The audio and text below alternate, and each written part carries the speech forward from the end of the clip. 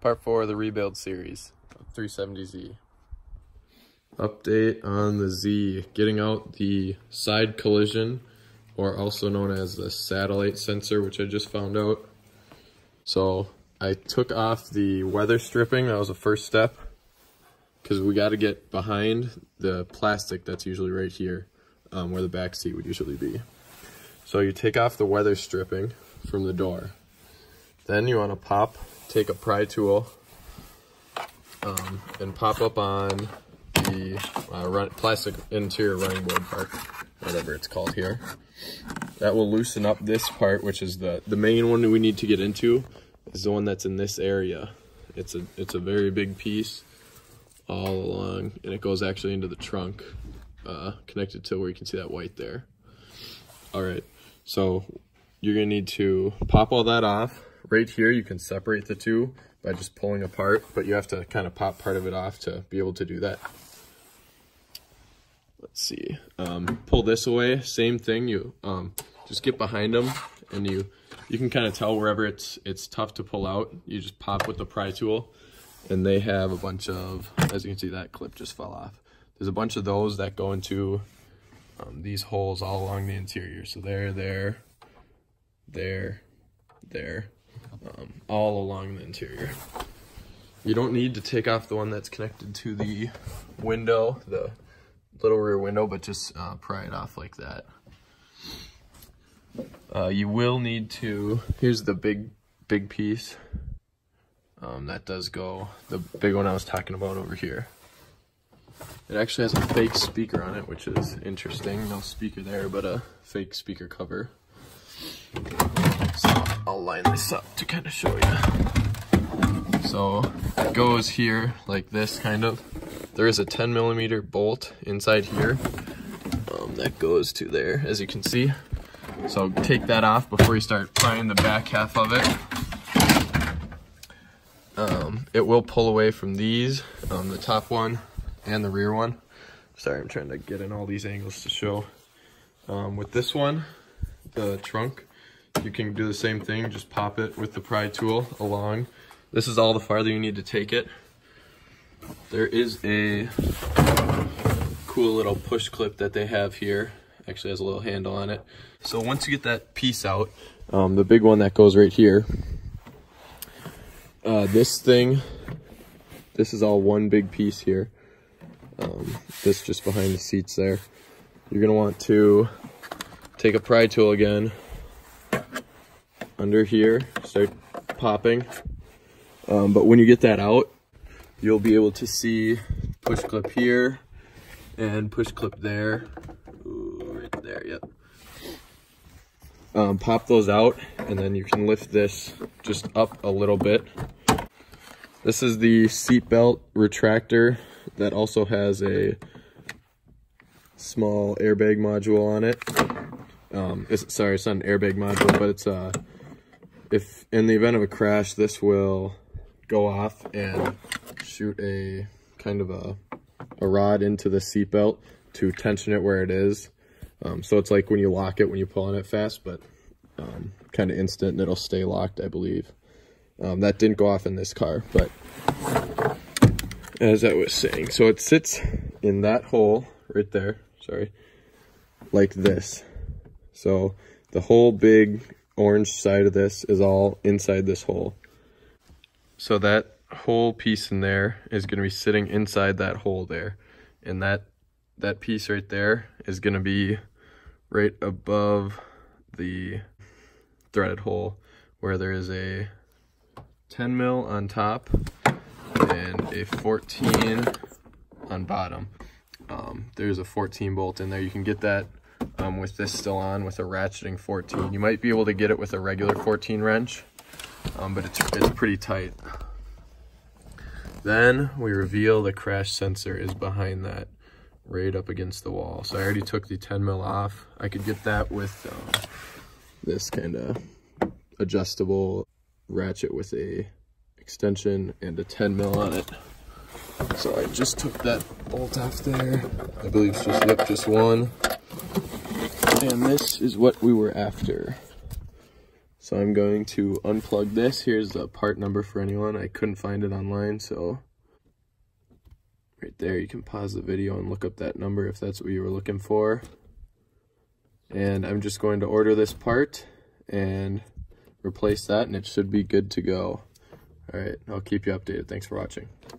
New day on the Z. Same problems, but I think I just found the solution.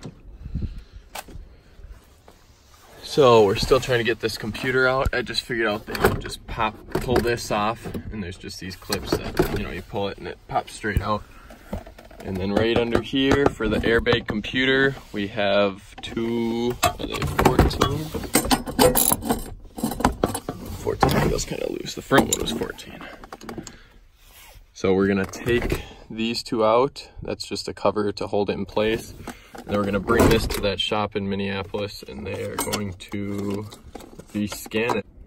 I have been waiting for this moment. So yeah, that little metal kind of cage cover just comes right off with 3 screws. There's 4 holes, but just 3 screws, 12 millimeter. And yeah, we're gonna take this to Minneapolis and get it rescanned, I guess. It may seem like no time has passed, but a few weeks ago there was about 2 feet of snow on the car.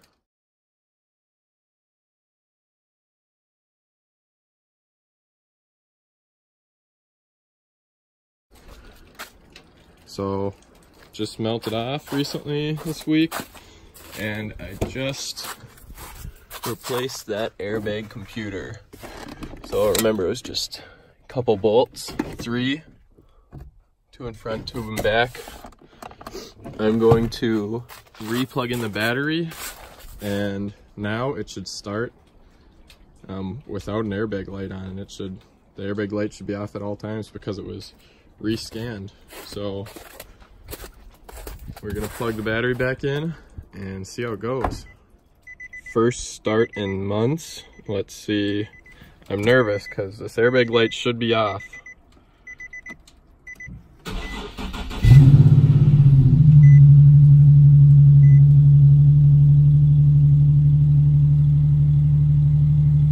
Blinking.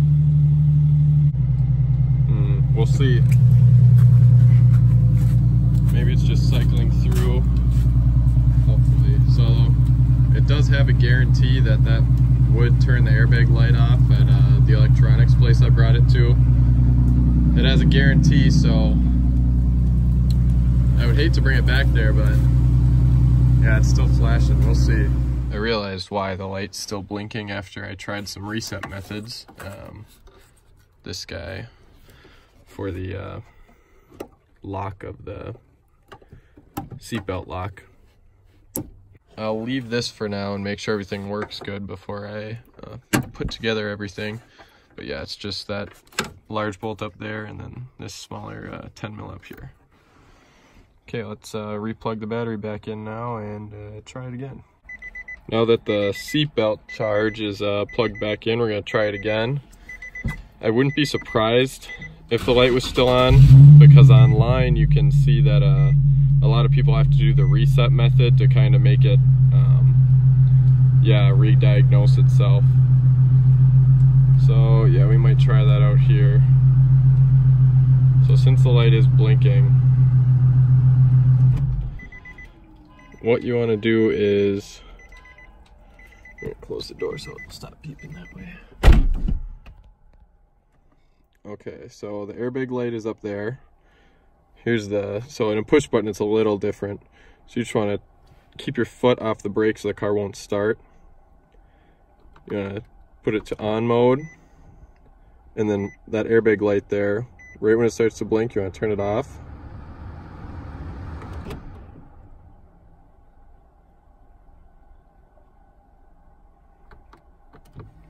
After 5 seconds, turn it back on. Wait for it to do it again.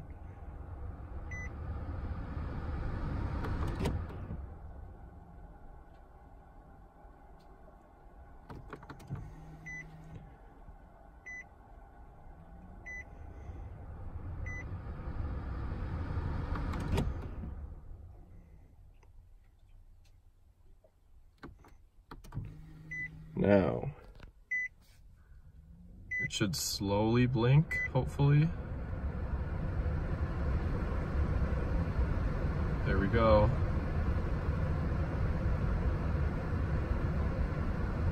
So we let it sit like this for about 10 seconds because this is the diagnostic stage that's doing right now.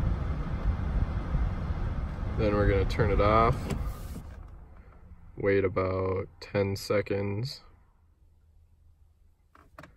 and we'll restart it. This may work, it may not. We have to try some other methods if it doesn't.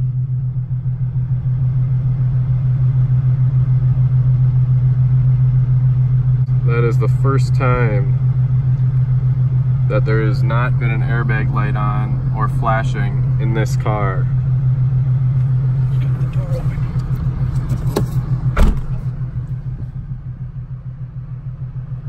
Yes, clean dash. The interior went back so easily that I almost forgot to film, so yeah, everything here just had those white push clips, and that one was just barely sitting out. If you remember, and then there's one 10mm bolt in there, and this one was completely out and it went in almost just as easily. Just kind of line it up where it goes. A piece does go into the trunk piece there, so you had to have the trunk still loose, and then yep, that 10mm there, and these just push back in. This piece goes underneath the center console here, and then I haven't put these back in yet, but Phillips bolt on each side, I believe. And then, yeah, your interior's done. Super easy. Now we're gonna wait to bring it to the inspector where they let you know if it can have the prior salvage title instead of the salvage title. And I'll let you guys know how that goes. Thanks for watching.